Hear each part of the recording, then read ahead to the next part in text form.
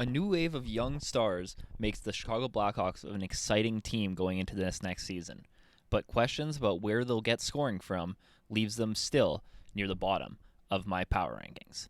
This is the off-season deep dive on the 2026 Chicago Blackhawks. Hello and welcome to episode number 2, team number 31 on my off-season deep dive series. This is the Chicago Blackhawks, and Chicago is an interesting team because after a season last year that was incredibly disappointing for where this team wanted to be, and a lot of people seeing a bit of stagnant growth in Connor Bedard, you'd expect the Blackhawks to be pretty aggressive this summer, and they really didn't do that. The team is virtually the same as it was last season, with a couple minor tweaks around the roster, and obviously bringing in Spencer Knight at the trade deadline. But outside of Andre Burakovsky, this team is pretty much the same, at least from an internal standpoint, bringing in free agents and trades, etc. Obviously, they have some young players coming up. They'll get Oliver Moore, Frank Nazar, Sam Renzel for a full season. Artem Levshinov will likely be there for the full year. But Chicago's really banking on their young players taking a step forward. And when we look at their overview here, you can kind of see that. Now, their defense should be 26th, not 23rd. There's a typo there, and I wasn't able to go back and change it. But it's supposed to be 26th defensively, but 30th offensively, tied for 27th in goaltending, 22nd in special teams, and 29th for coach and culture. There's not a whole lot here to really grasp onto from a fan perspective in terms of positives outside of the hope of the young players taking a step forward.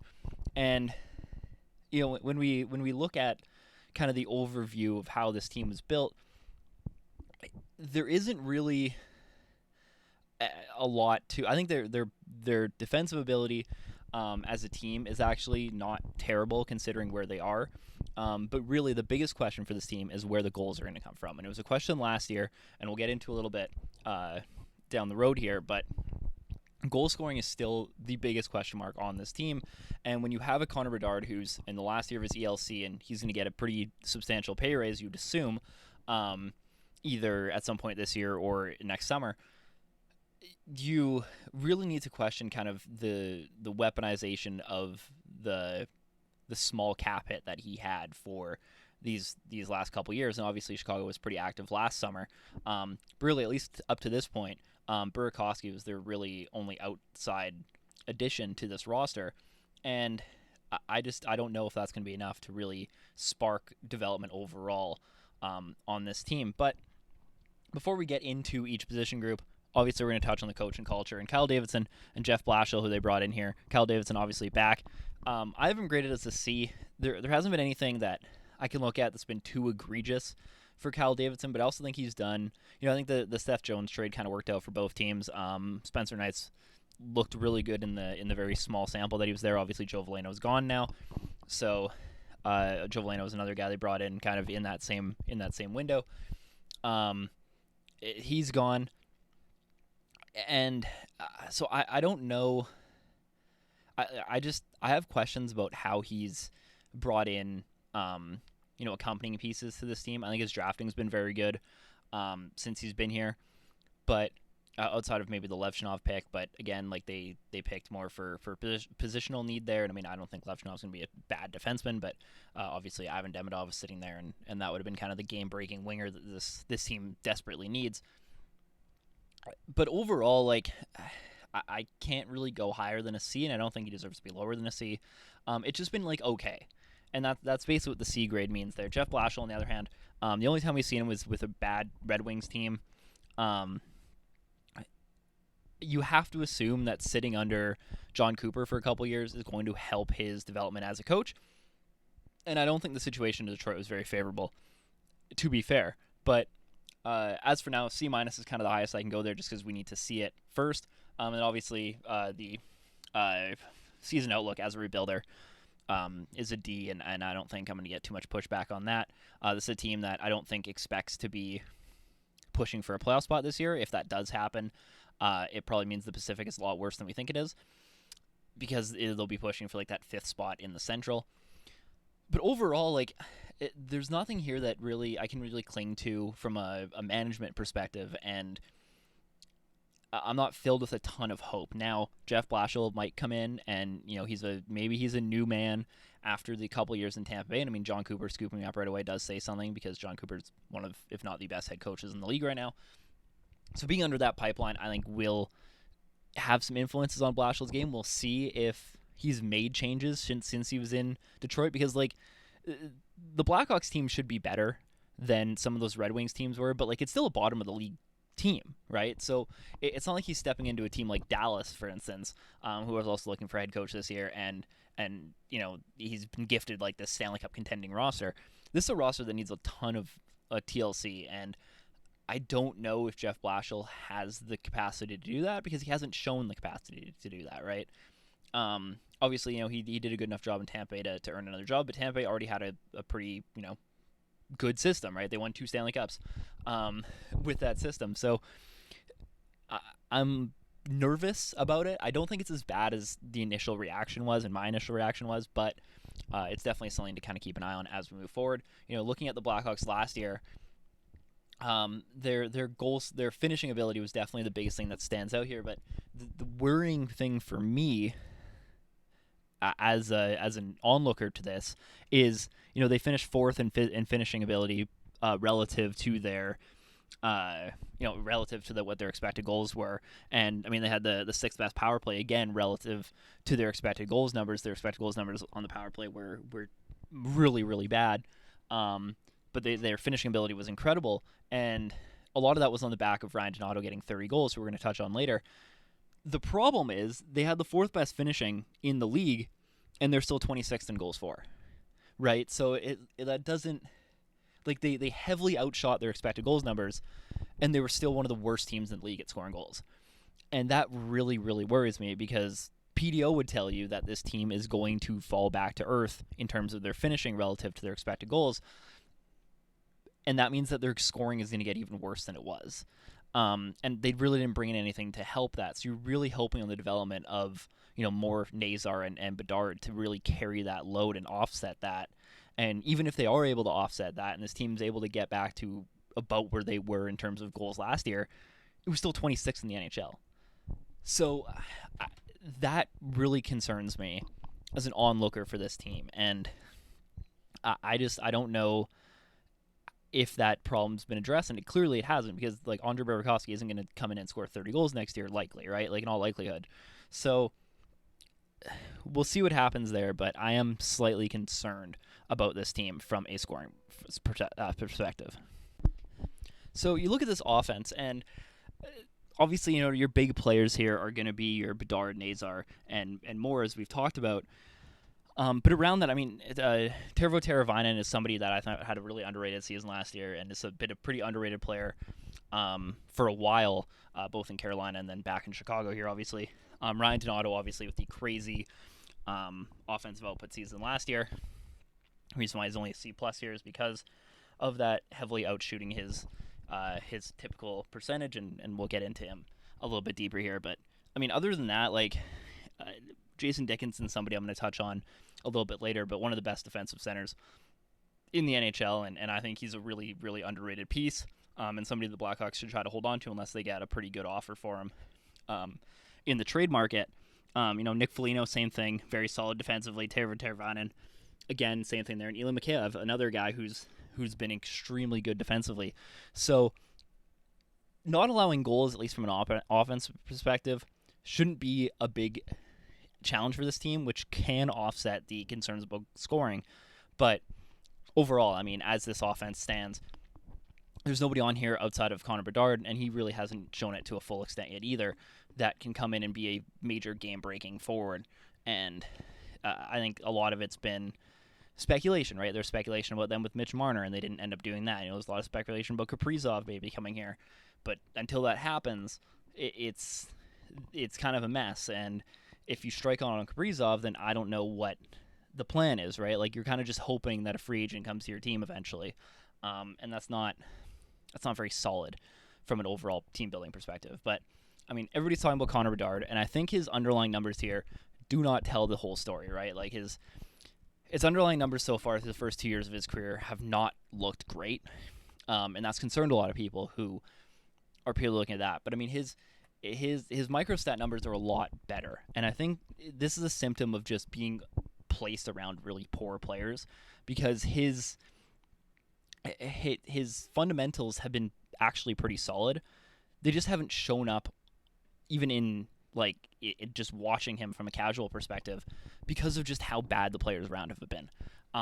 You're looking at, like, if you're watching on video right now, I have his microstat card from all three zones up, and this is all hand tracked by Corey. He does great work, and I mean, most of it is in the positive 50% of the league, right? And his base analytics, like his expected goals and his WAR, aren't going to show you that, just because the results haven't been there, because this team has not been able to be very good. And this is a good example of a player whose underlying numbers might not look as good, or at least underlying in terms of like your broad catch-all analytics, based because of the team that he's on. And those are rare cases. I think people who disparage analytics talk about that a lot more than it actually happens. But Connor Bedard, I think, is a good example of that, where a lot of his fundamental game has been very effective. It just hasn't shown the results of it because of just how ineffective the players around him have been. And again, like, Chicago really didn't do anything to address that this season. So you're really, really hoping that one of those young guys can step up and take that mantle on this roster. And I mean, one of those players that did it last year, at least, was Ryan Donato. And the concern with Donato, and I mean, his microstats are fine, right? Like, he's a fine, middle six forward who just had a crazy breakout season last year. Now, the biggest concern is that it wasn't necessarily a breakout season. It was more of an outlier season. I mean, you look at his shooting percentage. This is the highest shooting percentage really of his career, aside from the 12 games he played in Boston in 17-18, where he had 5 goals in 12 games. But 31 and 80. His next highest total in that was 16 and 74 in 21-22 with Seattle. So, other than that, it's 14, 14, 12, 10, and 6. The 31 goals just kind of came out of nowhere. And when you look at his expected shooting percentage via Evolving Hockey, it's around where it should be. It's 8.09, and his career average is around 8%. So everything pointing to Ryan Donato tells me that his goal totals should be cut about in half, right? Like, he should be around 16, 17 goals this year. Maybe the Connor Bedard effect gets him to 20, but I don't know. Like, you can't expect a repeat of a performance of this. And even with this crazy shooting bender that Donato went on last year, they were still 26th in the league in goals. So the problem is still there, even if Donato is able to repeat this, right? Like, even if the stars align again and Donato is an actual 30-goal scorer here in Chicago, again, like, that doesn't solve their problem. It just kind of brings them back to where they were last season. And Andre Burakovsky is another guy they brought in, who I'll talk about here in a second. He's not up next. It's Moore and Nazar. But that doesn't really solve their issue either, because, again, that was another player who had a crazy shooting bender on a very good team that won a Stanley Cup. But Oliver Moore and Frank Nazar are kind of the two guys to really watch on this team. And honestly, if Chicago's going to have any sustained success this season, like being from the 31st team in the league to like a high 20s team by the end of the season, both these players have to have breakout seasons. Both these players have to look like top 6 forwards. And if any of you have followed me for a good amount of time, you'll know that Oliver Moore and especially Frank Nazar have been two like my favorite prospects. And I have a lot of hope in them. I have a deep dive post on Frank Nazar after his draft. If you're interested in looking that up, it's on NBA Hockey on Instagram. Go check it out. But both these players I absolutely love. But you're asking a lot for two guys who were mid-teens picks to step in their first full season and look like top 6 forwards. And there's really no safety net behind them, right? Their safety net is Andre Burakovsky and like Teravainen and Donato, and like that's fine, but it's not as comfortable as I'd like those players to be. So I have concerns about that actually happening. I think both these players are going to be fantastic players at some point in their careers. I just don't know if it's going to happen like immediately the second they step into the NHL, and that's a bit of a concern to me.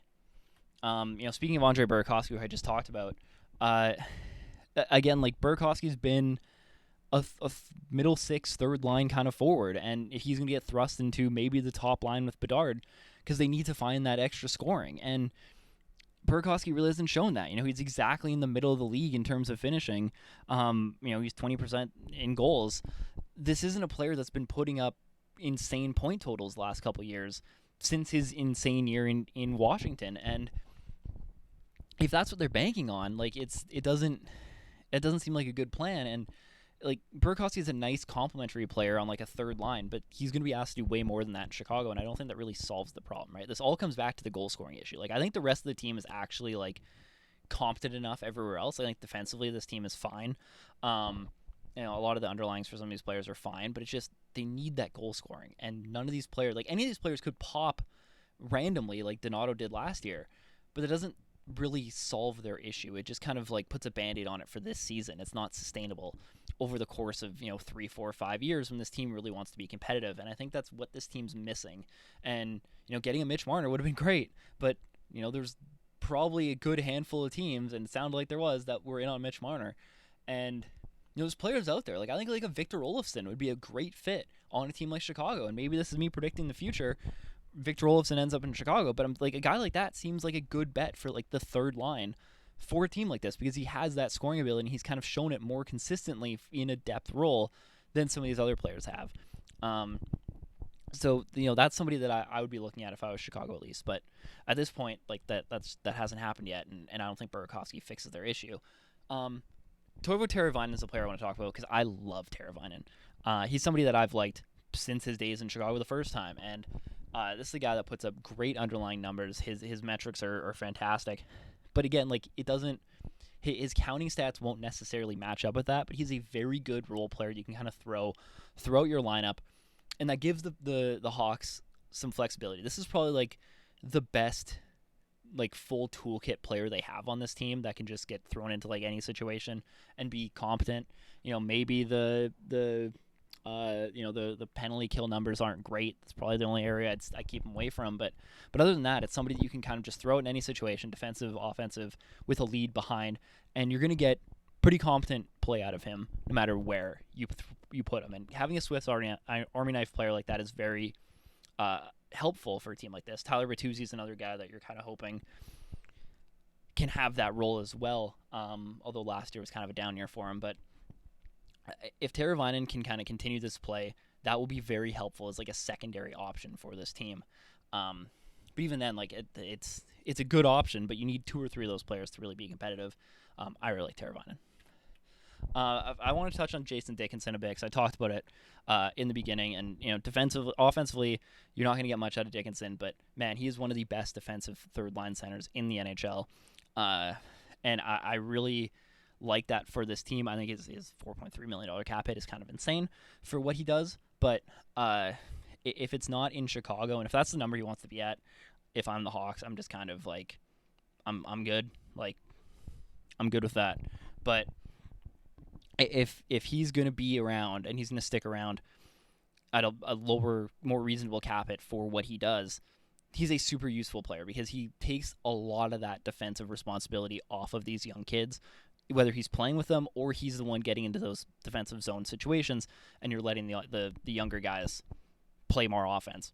Having a player like this is actually super useful for a team like this, and I just wanted to highlight Jason Dickinson because I love Jason Dickinson. So I just wanted to give him a quick shout out as we talk about the forward group here. So when looking at this blue line, it's very similar in terms of how it's been built to the offense, and maybe that's a good thing in terms of like a development standpoint because it shows a lot of consistency at least. Obviously, it's headlined by Alex Vlasic, who's really given the reins with the Seth Jones trade. It was very much a vote of confidence in him to be the guy on this blue line. But, you look at some of the other young kids on this. Sam Renzel is super exciting as a prospect here for the Blackhawks. He looked very good in the very limited games that he played in Chicago. Artem Levshinov, again, somebody who was a little hot and cold in the NHL, looked very good in the AHL. Wyatt Kaiser, another guy to kind of watch for here. Connor Murphy and Ethan Del Mastro are kind of just depth moved. Kevin Korchinski isn't listed on here because he wasn't on the Puckpedia lines at the moment, but he's somebody that I think probably starts out in the AHL, and if he can prove it, or unless he has a really good camp and a good preseason, then he'll make this team. But he'll be given every opportunity to do that, and I don't think him being the number one defenseman in the AHL is necessarily a bad thing for him. The biggest player on this team is definitely Alex Vlasic, who had a down year last year compared to what he did the year before. But he was really given the keys to be the guy on this blue line. He's on a super friendly team deal at $4.6 million for the next 5 years now, which is amazing for a guy who's going to be your number one defenseman, right? Like that's a steal of a deal, and it gives him a ton of flexibility for the rest of this roster. I just don't know if I'm necessarily ready to trust Alex Vlasic to be the guy on this blue line. I don't think there's not a lot of safety net behind him, right? Whereas like this would have been a fun team for like a Dmitry Orlov, for instance, because that's somebody who could just eat minutes for this team if Vlasic's struggling. And it seems like a similar situation, although I don't think it's as extreme as what Detroit did to Mort Seider, where they didn't really give him any help. They just kind of like hoped that he could take the load as the number one defenseman and hopefully didn't sink. And I worry that that's what could happen here to Alex Vlasic if Sam Renzel doesn't hit right away and Levshinov doesn't hit right away and Korchinski doesn't hit right away. That Vlasic could kind of be left on an island. And I think, going into this season, he's obviously got more experience than Seider did when he jumped in to play that role in Detroit. But if he struggles at all, there's really no backup plan unless one of those other young kids excels, and then you're still kind of in the same situation where you're throwing a young kid to be like the guy on this blue line. And I think that's a lot of pressure without really a safety net behind him, because like Connor Murphy is not going to play 30 minutes a night as your number one defenseman. So that concerns me a little bit, but like overall, I think Alex Vlasic's a really, really good player. I guess his offense, again, like most of this team, is the big question mark. But defensively, he's super solid, especially for a young defenseman. I mean, it's pretty incredible like how good he's been defensively, even as a young player. And he's playing against tough competition in big roles already. But again, they had the Seth Jones safety blanket behind him last season. So we'll see what happens. I'm excited to see Alex Vlasic play. I think he's super underrated, and I love him. But that is a concern to me overall. You look at his micros, and same thing, right? It kind of paints the same story, where defensively he's very solid. Offensively he's not terrible, but there's not a whole lot there to love, even from a microstat perspective.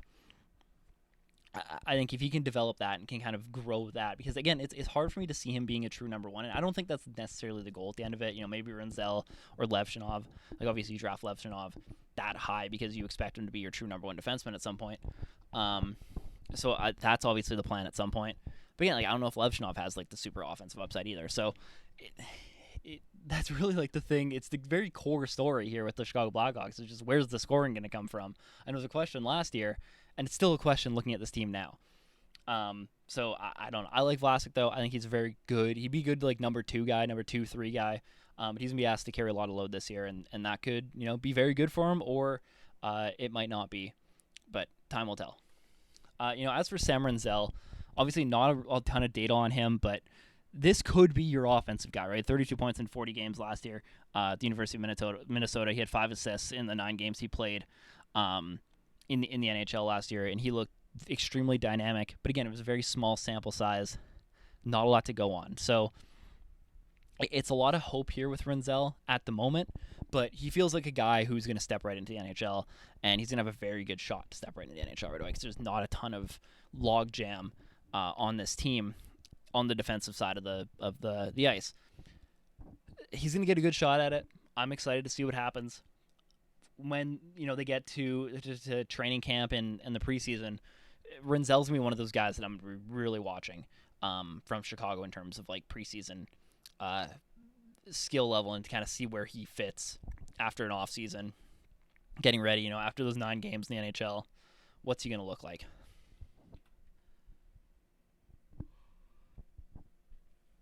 Artem Levshinov is a guy who didn't have a great season in the NHL.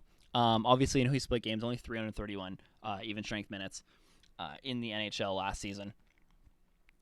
But again, like this is somebody that Chicago really kind of like hitch their wagons to, and they're really hoping can become their number one defenseman. I don't think his numbers, compared to like most rookie defensemen coming in, his numbers aren't bad, especially on a terrible team. Really. So I'm not too concerned about that overall. But again, I don't like Levshunov doesn't strike me as the kind of guy here who's going to have a crazy offensive impact on this team at least right away. So do I think he gets a full-time shot at the NHL? Absolutely, for sure he will. Hopefully he can be an effective number 4 defenseman. I think that's kind of where you want him to be at this point. So we'll see what happens. Again, another guy here along with Rinzel that I'll really, really be watching closely. Connor Murphy is another guy I want to touch on because, again, very high defensive defenseman. Obviously, he'll be 32 next season. Last year of his deal, he feels like somebody who might get moved at the deadline. But for now, I think Connor Murphy could be a very attractive piece for a lot of teams at the deadline because of how good he is defensively and his middling offense. But I'd rather Connor Murphy as a third pair defenseman. I think that's ideally where he plays. And I think he's a good kind of stopgap guy here for the Blackhawks. And he does add a bit of that security that I talked about earlier for these young guys. Now, I don't think Connor Murphy is a guy you really want playing as your number 1 defenseman, but he could play, a bit of time on the top pair. He could play a lot in your second unit if you need him to. But ideally, everybody works, and he's your, 5th defenseman on this team, and that's great. Jumping into the goalies here, Spencer Knight and Arvid Soderblom are your guys here, and Soderblom's been, fine as a backup. Spencer Knight has really been given a second wind here as a starting goalie, and man, did he look good since the trade in Chicago. And he really wasn't given much of a shot in Florida. Obviously, they had Bobrovsky there, and he had his own issues to kind of work through. But he's somebody that I'm really rooting for just because of his story. I think it's a very unique circumstance, and he was so highly touted out of the draft, and he really hasn't been given an opportunity to show that, right? It's not like he came in and was awful when he played. Now, he had hot and cold moments in the NHL, but he wasn't given the keys to the kingdom ever in Florida because before he even got a chance to play, they signed Bobrovsky to that 8-year contract or 7-year contract, whatever it was at the time in free agency. And he was never given the full opportunity to be the starting goalie. He had spurts where he took over and was fine. But Chicago is really going to give him his first opportunity to hit 40-plus games. And if he can do that, and he can do it effectively, Chicago could look a lot better than they currently do. And a lot of those goal-scoring issues, a la Calgary last year, could kind of go away. Now, do I expect Spencer Knight to come in and look like Dustin Wolf last season? Absolutely not. But goalies are weird. Spencer Knight had a ton of potential out of the draft. And unlike a lot of the first-round goalies who we now consider busts, Spencer Knight hasn't even been given a true shot to prove it. Right, the door was never really open for him to take the starting role away from Bobrovsky, despite the fact that he did it a couple times in short stints. There was never a realistic possibility for this team, for the Panthers, for Florida. He now has that opportunity here, right? There's nobody in the way, right? Laurent Brossoit, maybe he'll play this year. I don't know what's happening with that. But Arvid Soderblom's there. He's a capable backup. I trust him in a backup role. Spencer Knight is somebody I'm very, very much watching here because if he could pop and he can look like, a good even 1A, 1B kind of goalie, the outlook in Chicago looks a lot better. It was a very good bet to take on Spencer Knight. I really liked him being part of that deal. And I think he could have an opportunity here to do some big things. Now, despite the overall look of the roster, Chicago is actually not a bad team at suppressing chances. They have some good defensive players on this team. So I don't think that even if the Blackhawks end as a bottom 4 or 5 team in the league, I don't think that Spencer Knight's day-to-day workload is going to be that crazy. I think this team's pretty good defensively relative to where they should end up in the standings. And because of that, they could actually exceed some expectations. And Spencer Knight would be a big part of that if this team is going to be good. So I think there's hope there, despite where I currently have them ranked, because obviously Spencer Knight really hasn't played much. So 78 overall seems fair for a guy who has never really proven anything. But he's somebody that I'm very excited to kind of watch this season. Finally, we'll wrap it up with the special teams. Again, similar to San Jose, who I talked about in my last video, the special teams here is going to be very much reliant, more so the power play than the penalty kill. The penalty kill is actually pretty solid for where this team is right now. But the power play especially is going to be very much dependent on the young kids stepping it. A guy like Sam Renzel being the catalyst on the first line power play. Connor Bedard's being there. Teravainen, not necessarily a young guy, but he's there too. I mean, Frank Nazar, Oliver Moore on the second unit. Those guys are going to have opportunities to just have fun, right? Like, I feel like a Frank Nazar, Connor Bedard power play, Sam Renzel power play is such that's such an enticing thing to watch as it develops. And that's something I'm really excited about because I think that's a fascinating trio of players there, and maybe even throw Oliver Moore on that, but I don't think you have to, right? Because you have at least what Puckpedia has at the moment is Bertuzzi and Teravainen, but like Bedard, Nazar, and Renzel are so special in terms of what they can do with the puck. That's just very enticing to me, and could be a real strength for this team, and maybe that is where they find a lot of their goal scoring is on that PP1. All right, so now joining me to talk about the Chicago Blackhawks, we have Greg Boysen from Chicago Hockey Now. Greg, thank you for taking the time to chat with us here about the Blackhawks.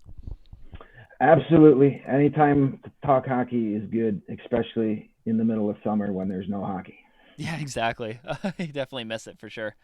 So looking at Chicago, definitely a mix of a lot of really good young talent that people are very excited about.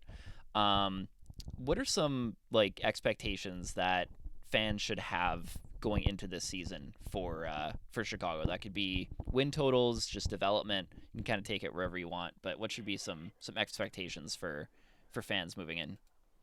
I would hope to see some strides being made. We saw strides at the end of last season when some of the veterans were shipped out and the younger kids kind of took over the locker room, and you saw that last stretch of games. There was some excitement there.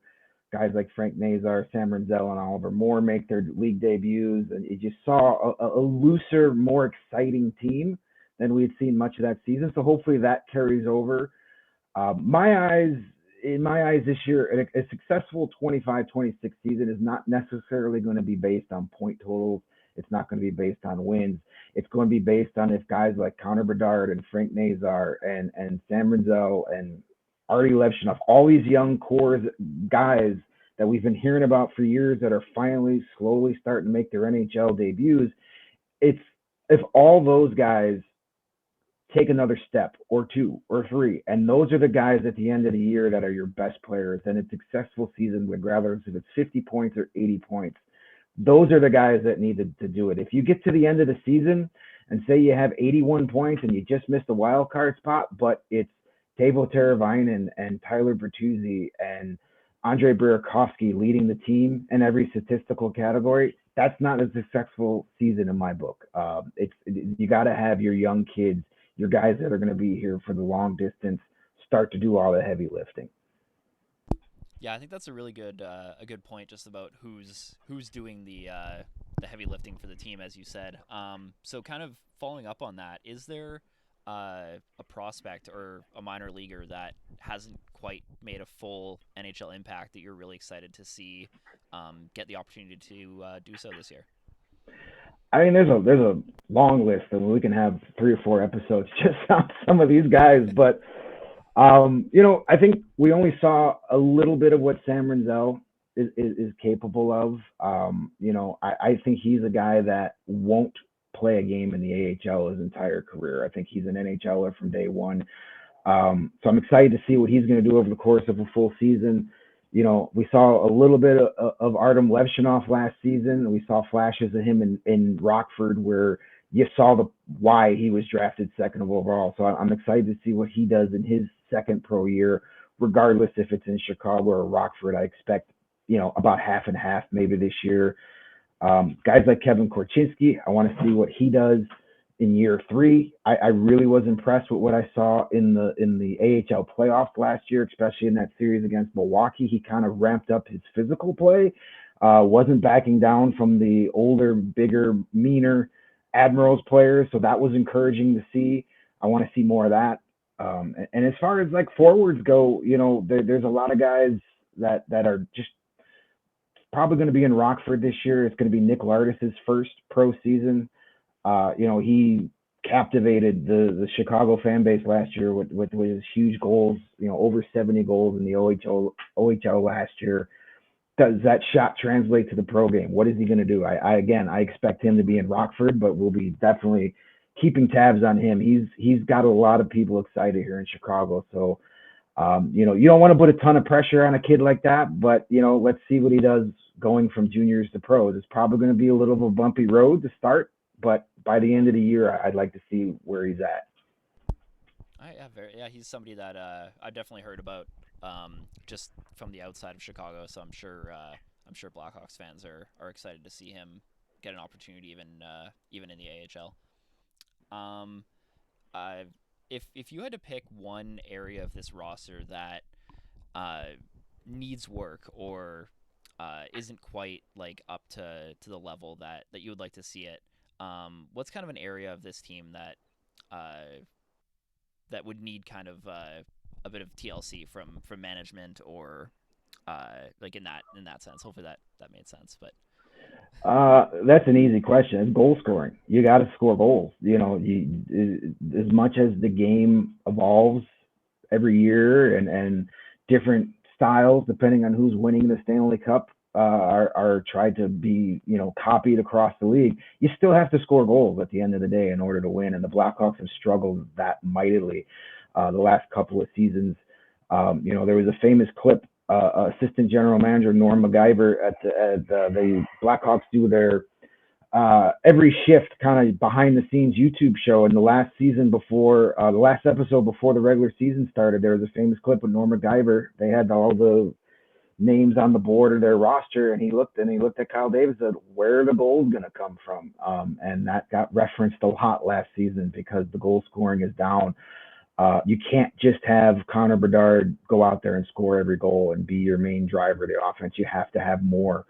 So hopefully a guy like Frank Nazar, what we saw him do at the World Championships, carries over and he becomes that next dynamic player. But you got to be able to score some more goals. Adding a guy like Andre Burakovsky should help.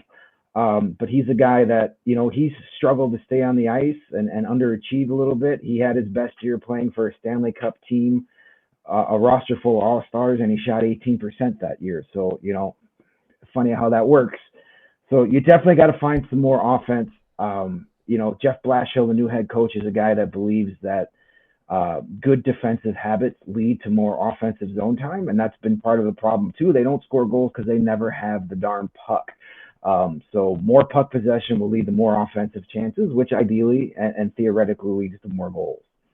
I just wanted to get your thoughts on the Jeff Blashill hiring as a whole, and if you think that'll have an overall positive impact on the Blackhawks this year and kind of 3-4 years down the road, even, because I'm assuming that the plan is for him to be there, kind of to turn the ship around.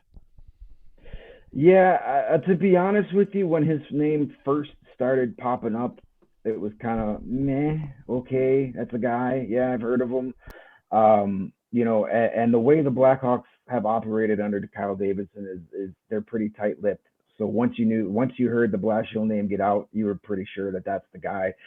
So, I know Detroit didn't go great for him, but I reached out to a couple people I know that covered the Red Wings at that time, during his run there, and they all had great things to say about him. They said he's a very good communicator, kind of got the short end of a stick there. I mean, you look at some of those rosters and they were pretty brutal. He didn't get much of a chance after that first season once they decided to tear it down. And he got 7 years, 6 pretty miserable years. I mean, that says something about a coach that, you're losing, but you're keeping your job. That there's something to say about that. And the fact that John Cooper was the first to go scoop him up and add him to the Lightning staff, that says something too. So I think, during his introductory press conference, he spoke a lot about learning from past mistakes. And I think having 3 years removed and learning under a guy like John Cooper is not going to hurt. Whereas if he was let go from Detroit and then hired immediately without that time away, I think that would be, I'd have a much different opinion. He's added some really solid assistants. The coaching staff that they've got now is the best that they've had probably since the Stanley Cup run. Adding a Mike Vellucci, who's an experienced assistant coach, won at every level. Michael Pekka, a two-time Selke Trophy winner, is definitely going to help the Hawks forwards become better two-way players. And you have Anders Sorensen, who was the interim coach last year, sticking around. He's got a really good relationship with a lot of these young kids from his time in Rockford. So I think it's going to be better than the naysayers say. I think Blashill, the bump in getting a guy that's here that has security should translate to a handful more wins than last year, and we'll see if he's actually learned from those mistakes. But I think they've got a really good staff here, a staff that's got experience working with young players and development. And his coaching philosophy is kind of what the Blackhawks need. He preaches good defensive habits. We'll put everything else in place. And it's not, Luke Richardson was a defense first to the point where it strangled the offense. I don't think Blashill's like that. Hopefully not. But, as I said before, you can't score goals if you don't have the puck. So if you play better defensive hockey, you'll have the puck more and you'll spend more time in the offensive zone. It makes perfect sense to me. Sounds great in theory. Let's see if they could actually get it to work on the ice. Yeah, absolutely. And I guess the last thing, just quickly here, is there obviously people when they think of the Blackhawks, like they're talking about the Connor Bedards of the world, for guys to kind of watch for. But is there a player on this team that you really like that isn't really getting a lot of media attention right now that you'd like people to kind of keep an eye out for? I mean, there's a lot of guys actually because of Connor Bedard and the attention he's getting. Some of it good, some of it bad. It seems the narrative is that the San Jose Sharks have everything going perfectly and the Blackhawks rebuild is a disaster, but that's not the case. But a guy like Frank Nazar, I think, is going to turn a lot of heads this year, and he's going to be a household name by the end of the season. But there's so many role players on this team. A guy like Ryan Donato last year had 30 goals and then got rewarded with a nice 4-year contract. I think he's the type of guy that will take another step this year. I'm not expecting 30 goals, but what he does for this team as far as on ice and off ice leadership, I think he's going to get more recognition. And you just have so many of these young defensemen that are just dying to become, I think Alex Vlasic is going to be a guy this year that the rest of the league really takes notice to. And he's going to become, a star player in this league for a long time. So it's a slow build. And I think, in order to get better reputations, you have to win more games. Like you can be a great player, but if you're on a 55-point team every season, you're not going to get the credit you deserve. So as this team develops more and becomes better all around, you'll start getting, a more positive shine on some of these kids. But, there's a lot of guys that are priming for breakout seasons this year and to get that credit they deserve league-wide. Yeah, 100%. And I mean, people who've been kind of following me know how big of a fan I am of Frank Nazar and have been since his days in the United States development camp. So I'm really hoping that his first full season in the NHL works out, just because he's somebody that I've loved for a while. But yeah, that's all we got for you. If you want to tell people where they can find you and follow you around, the floor is yours to do so.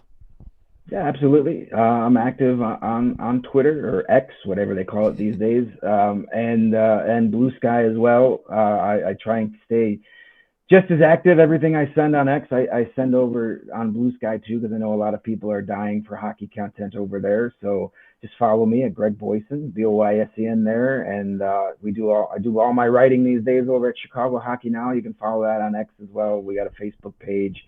We're going to be pumping out daily content all off season long. I'm a firm believer that it's easy to be a hockey writer during the season, but it's in the off season where you really earn your credit, so to speak, and you earn your reputation. So I got some fun things planned for the rest of the summer to get us to training camp, which can't come soon enough. Yeah, absolutely. Well, thanks again for coming on and chatting with us. Absolutely. Anytime. So there you have it. There's our off-season deep dive look at the Chicago Blackhawks. If you enjoyed this video, leave a like. Make sure you subscribe So you can catch the other 30 videos in this series. These will be going on all summer long into the fall, right up until puck drop in October for the start of the regular season. So stay tuned. We have lots more guests coming on. We've had some great guests so far. We have some other ones lined up. So stay tuned for that. Thank you for watching. We will see you for number 30 in the next video.